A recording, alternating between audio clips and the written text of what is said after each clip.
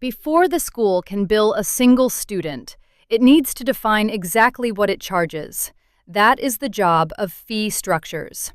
Every invoice, every billing run, every balance on a student's account traces back to a fee defined right here. In this video, I'll walk through everything you need to know about setting up fees, from basic tuition to transport, boarding, and exam fees. We will also cover payment plans for families who need to pay in installments and fee adjustments for discounts, waivers, and special cases. Let's start with the Fees tab. The Fees tab shows all the fees configured for this school. Let me walk through the columns. The first column shows the fee name with its code in a badge below. The fee type, for example, tuition, registration, examination, transport, boarding, uniform, books, technology, and whether the fee is mandatory. The amount column shows the fee amount in the configured currency, along with the payment frequency, whether it is one time, per term, per month, or annual. The schedule column shows when the fee is due and the grace period in days. If a student pays within the grace period after the due date, no late fee applies. The approval column shows whether the fee has been approved. Fees can be pending, approved, or rejected. A fee that has not been approved will not generate invoices in a billing run. The scope column is critical. It tells you who this fee applies to. It could be all active students, specific grade levels, specific class divisions, or only boarders or day students. The status column shows whether the fee is active or inactive. Inactive fees are hidden from billing, but retained for history. You can filter fees by type, approval status, and active status. This is useful once your fee list grows across multiple academic years. Let me create a new fee from scratch. I'll click New Fee. The Create School Fee dialog is arranged from top to bottom. We will fill it in exactly the way it appears on screen, starting with the top left field and moving across each row. Fee name is required. As I start typing, the system shows suggested fee names across the most common school fee types: tuition, transport, boarding, meals, uniforms, activities, technology, books, examinations, registration, and levies. I'll select Annual Tuition Fee from the suggestions. When I select a suggestion, the system automatically fills the fee name, selects the matching fee type, adds a linked description, and creates reporting tags. I can still edit any of those fields manually, but the suggestion gives me a clean starting point. Next to it is fee code. This is a short reference code used in reports and exports. I'll use TUI-F3-2026. If I wanted the system to suggest a fresh code, I could click the Regenerate button beside the field. On the next row, Fee Type classifies the fee. Because I selected a tuition suggestion, tuition is already selected. If I had selected transport, exam, boarding, uniform, books, technology, meals, registration, or another fee type, this field would update automatically. The type is used in reports and can affect how the fee appears on invoices. Fee category is either compulsory or optional. Tuition is compulsory. I'll select that. The next field on the form is Applies To. This is one of the most important settings. It tells the system the audience for this fee: all students, selected grade levels, selected classes, or a student type such as boarding or day. For annual tuition that applies to all Form 3 students, I'll choose the grade level option. Now I move to Amount. Amount is the fee total in the selected currency. I'll enter 450. Currency is beside the amount. It defaults to the school's primary currency. This school operates in US dollars, so I'll leave US dollars selected. That completes the top basic information section. The next block is Academic Context and Scheduling. First is Academic Year. I'll select the current school year. Beside it is Term. Term is optional for annual fees, but for term-specific charges, you would select the relevant term. Next is Fee Schedule Version. This starts at 1. If the school later revises the fee schedule, the version number helps separate historical fee definitions from the updated ones. Then, effective from and effective until. Effective from is the date this fee becomes valid. I'll set it to the start of the academic year. Effective until is optional. I can leave it blank if this fee stays valid for the full year. Next is payment frequency. This controls how often the fee is billed. Annual means once per year. Per term means once every term. Monthly means it can be billed monthly. For this fee, I'll select annual. Billing cycle is beside it and is optional. Use it only when the school has a named cycle that should appear in reports. Now I fill in due date, payment deadline, and grace period. Due date is when the invoice becomes due. Payment deadline is the final expected payment date if the school uses a separate deadline. Grace period days gives families extra days after the due date before late fee rules apply. I'll set the grace period to 14 days. The next section contains description and internal notes. Description explains the fee purpose and payment terms. Because I selected a suggested fee name, the description has already been filled with a sensible default. I can refine the wording if needed. Internal notes are only for the finance team, so I'll leave them blank for this example. The next section is a set of switches. These switches come after the notes, so I won't describe them until I reach them on the form. Mandatory means the fee is required for the selected students. I'll turn mandatory on. Active means the fee is currently applicable. I'll keep active on. Next is has late fee. If I turn this on, two fields appear underneath: late fee type and late fee amount. The type can be fixed amount or percentage. I'll choose fixed amount and enter $10. Then I reach Allows Installments. This controls whether the fee can be linked to a payment plan. I'll enable this.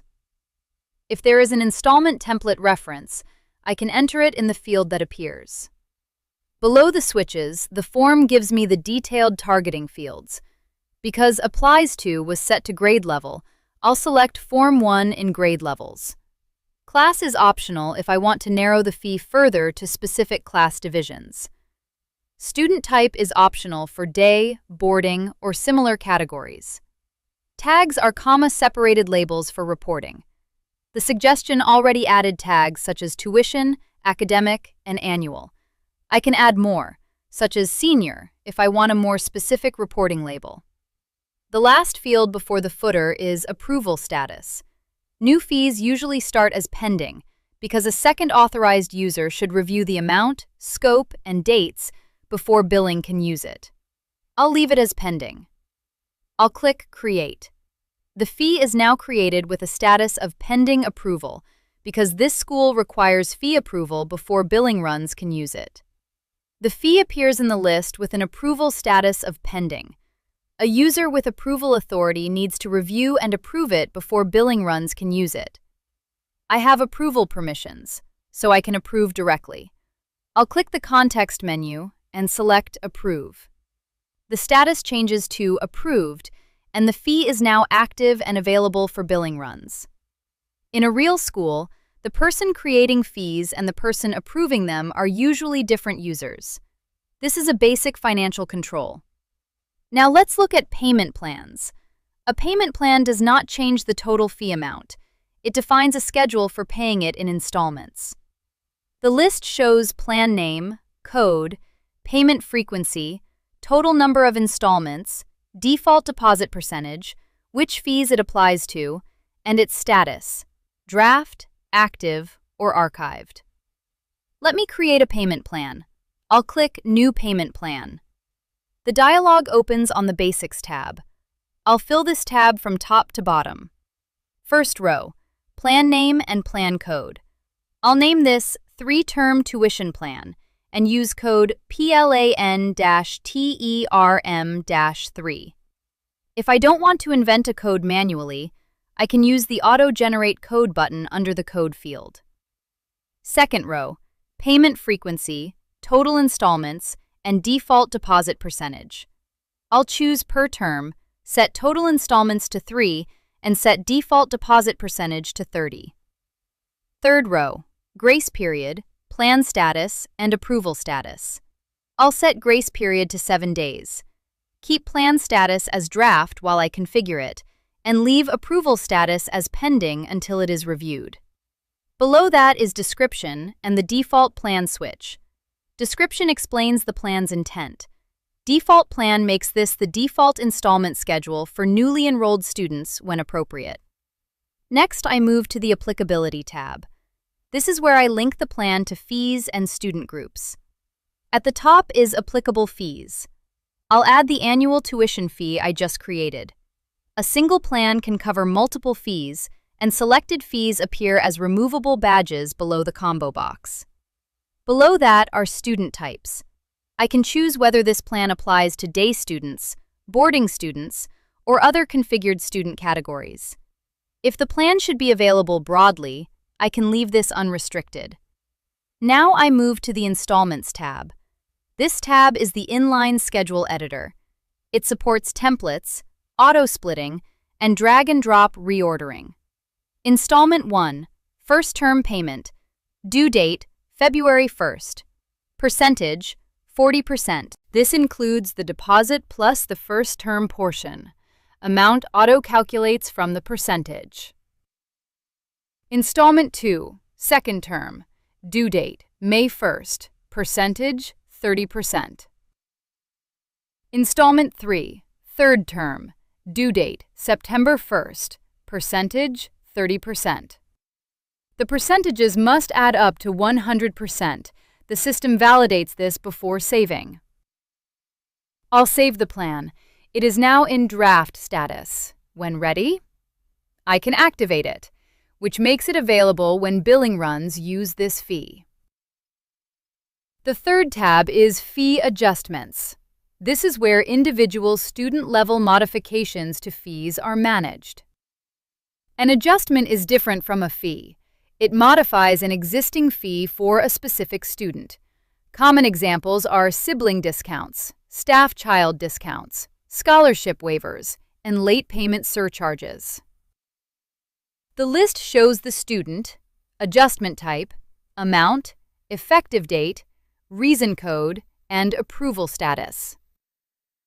Let me create one. I'll click New Adjustment. The new fee adjustment dialog is shorter, but the same rule applies. Fill it in from top to bottom. First row, adjustment type and approval status. I'll select Discount. Other adjustment types are Waiver, Surcharge, and Scholarship. I'll leave approval status as pending because the adjustment should be reviewed before it affects a balance. Second row, Amount, Currency, and the effective date. I'll enter 50, leave US dollars selected, and set effective date to today's date. Next is description. I'll enter sibling discount, second child enrolled in Form 1 and Form 3. Reason code is below the description. It is optional, but useful for reporting, so I'll enter sibling disc. The student field comes last in this dialog.